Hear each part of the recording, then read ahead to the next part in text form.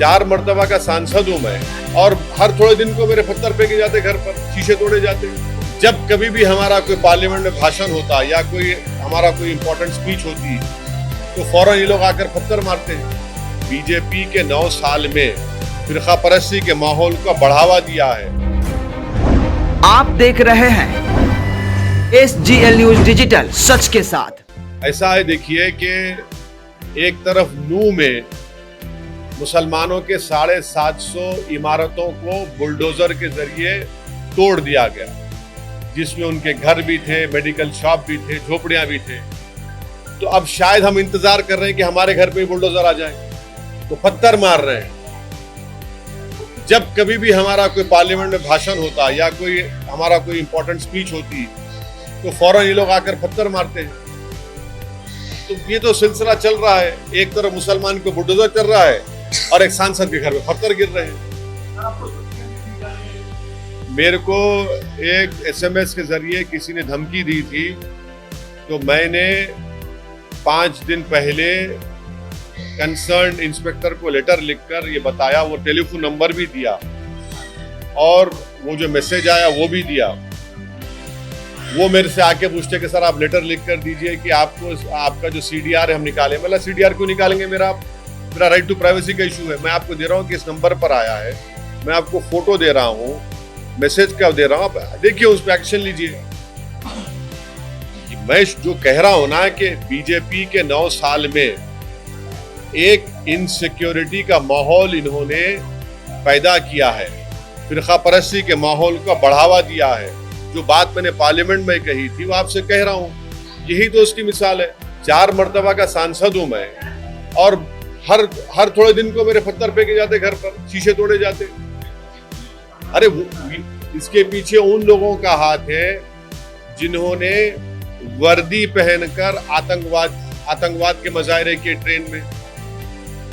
इसके पीछे उन लोगों का हाथ है जो मॉब लिंचिंग करते हैं मुसलमानों की, वही माइंडसेट उसके पीछे है। और मुझे डर नहीं लगता इन चीजों से, मैं तो तैयार हूं। समंदर में कूदने के बाद आप गहराई से शिकवा नहीं कर सकते, मगर इसका जो इफेक्ट पड़ेगा देश पर, उसको सोचने की जरूरत है। आप देखते जाइए कितना बुरा इफेक्ट पड़ेगा। अगर एक पार्लियामेंट के MP के घर पर हमला हो रहा है तो फिर ये तो आम बात हो गई। जिस तरह आपने बुलडोजर चला दिए, जिस तरह आपने आपकी कस्टडी में एक प्रिजनर था उसको गोली मार दिए, तो 100 दिनों में से क्या चीज रहा अभी। और तरफे तमाशा ये है कि सामने पुलिस का ऑफिस है, हेडक्वार्टर है।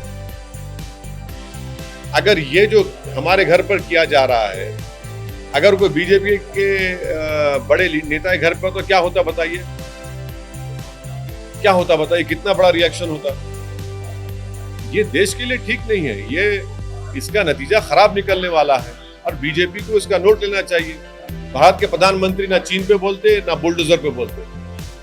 750 घर नू में मुसलमानों के बर्बाद कर दिए गए, आसमान के नीचे जिंदगी गुजार रहे हैं अपने वो लोग।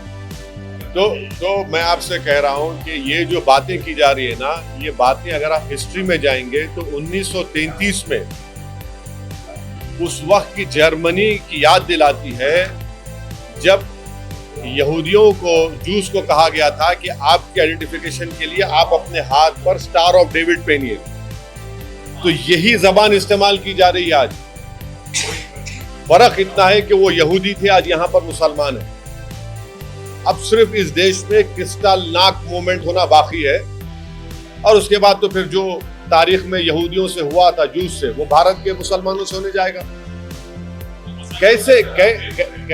देखिए कैसे एक लोकतंत्र देश में इस तरह की बात की जा रही है, जहां पर बीजेपी की सरकार है कि इनका आइडेंटिफिकेशन चेक किया जाए, इनका सोशल बायकॉट हो और दूसरे लोगों को हथियार दिया जाए, एक डिस्ट्रिक्ट को खत्म कर दिया जाए। ये क्या बातें हैं? ये तो एथनिक क्लेंसिंग की बातें हैं। ये तो याद दिलाता है बोस्निया की, यही याद दिलाता है।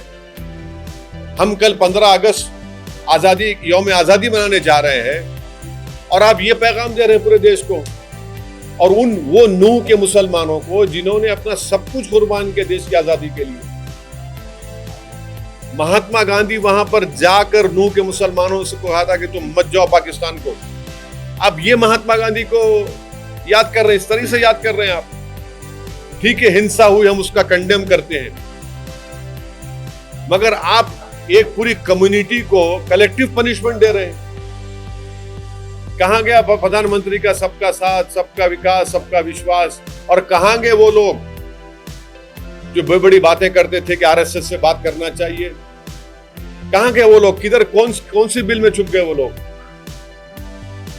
कहां गए वो लोग जो बोलते थे कि डायलॉग होना चाहिए? बोलो, डायलॉग करो। अभी जो लोग इस तरह की बातें करते हैं उनको नूह को जाकर बर्बादी देखने की जरूरत है। उनको प्रधानमंत्री को कंडेम करना चाहिए, नूह के डेमोलिशन को। प्रधानमंत्री की सरकार है, नरेंद्र मोदी के नाम पर उनको वोट मिला है। कैसे आप इस देश में कोर्ट नहीं है क्या? कानून नहीं है, ड्यू प्रोसेस फॉलो नहीं करेंगे?